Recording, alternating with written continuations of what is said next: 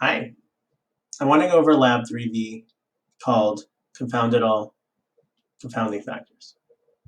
So this is one of my favorite labs to go over because we're looking at age and lung capacity. So we're looking at United Kingdom data set on children and smoking. And so let's load that into our RStudio. Yes, your favorite, RStudio.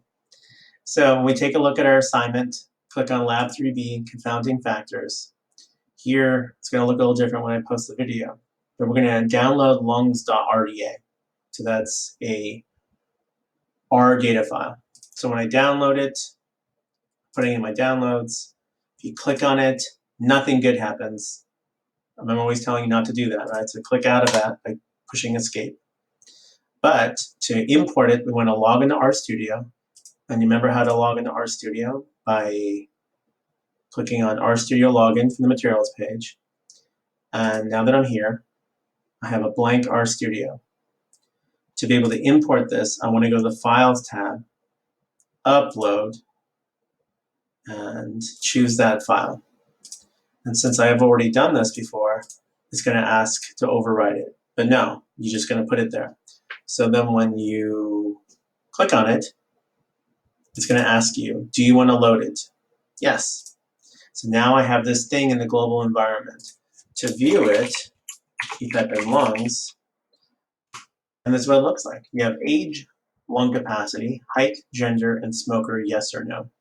No means they're not a smoker, and it looks like most people don't smoke, and this goes on, just lots of it. So let's answer the questions. Write down a reason the researchers couldn't use an experiment to test the effects of smoking on children's lungs. Well, gosh, I sure hope you don't become a scientist and ask children to start smoking, right? So that goes into earlier stuff that we talked about in terms of observations versus experiments. It's like you would never ask someone to start smoking or to live near a freeway or to see if this nuclear material is bad for you, right? You only would observe if someone had that unfortunate event happen to them. Number two, what do you think the relationship between age and lung capacity is? Well, I think age and lung capacity have a positive relationship. And what I mean is that as children get older, they physically get larger. So if you are a bigger person than when you were a smaller person, your lungs are physically larger. So that's what I mean. So I think as you get bigger, what happens to your lungs? Exactly. Number three, create an XY plot of age and lung capacity. So if you click on this useful code here, you get this tab. There's 2 pages of stuff. I'm going to walk you through it. So here we have XY plot. This is a scatter plot, which is 2 variables. And I want to take a look at this one, XY plot, data and lungs. So then when I copy and paste, Control C, Control V, for your Apple people, Apple C, Apple V, I get this. So this is the relationship between age and lung capacity. Yes, it looks that as people get older, their lung capacity increases. File that under no duh. Next, number 4, make a box and whisker plot that can be used to answer this question. Do people who smoke tend to have a lower lung capacity than those who do not smoke? If number 5 has anything to do with it, we're going to see a graph that leads you to believe that smokers don't have a reduced lung capacity, which is counterintuitive, right? I thought smoking was bad. Well, let's look. So we're going to look at the box and whisker plot for lung capacity for smokers for the data set called lungs, and I'm going to do some fancy layouts so they're one on top of each other. So copy, paste. So here I see that smokers, yes, have a higher lung capacity than those that don't. Wait, what? Yes, exactly. this is saying that smokers have a higher lung capacity than those that don't smoke. And so, yes, that's surprising. But number 6 is leading us to believe, and then we see subsets. Can you suggest a possible confounding factor? Which means there has to be something hiding in the data that is making it look like smokers have a higher lung capacity. And so if this has anything to do with it, that factor has to do with age. Because I really hope we live in a world where young people don't start smoking at a really, really young age, or ever start smoking.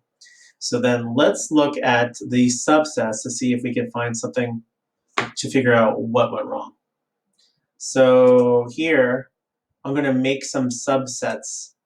So when I go in our assignment, I'm going to copy and paste this. I'm going to put it into a R script that if I copy it here, I get this code there.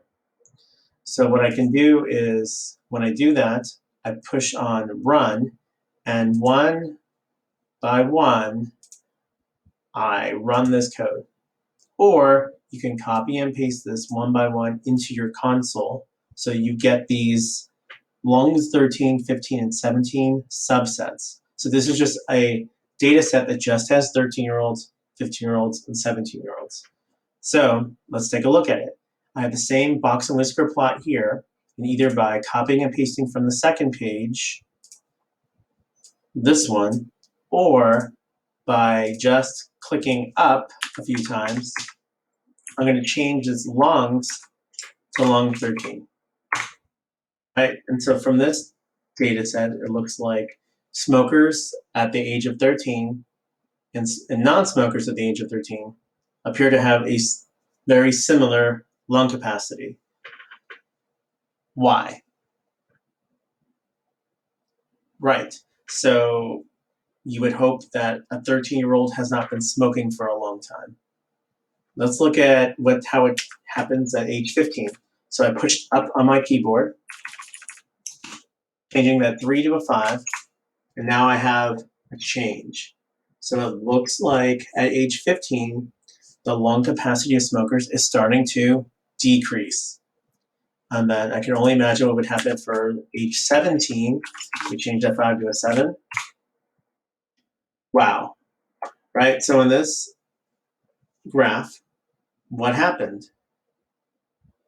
Pausing for thinking. Yes. So when I look at this box and whisker plot, right, the min, the max, and this box here, it means that 100% of smokers at age 17, 100%, like no one, like the highest lung capacity here is less than 3.5. That is lower than the smallest lung capacity of non-smokers. So it appears as though 70-year-olds who smoke have a reduced lung capacity. But if we look at the original data,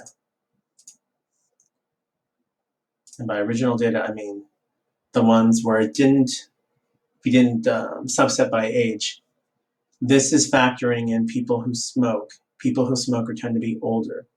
So with our last graph, probably I think that's the last graph, smoking does reduce lung capacity.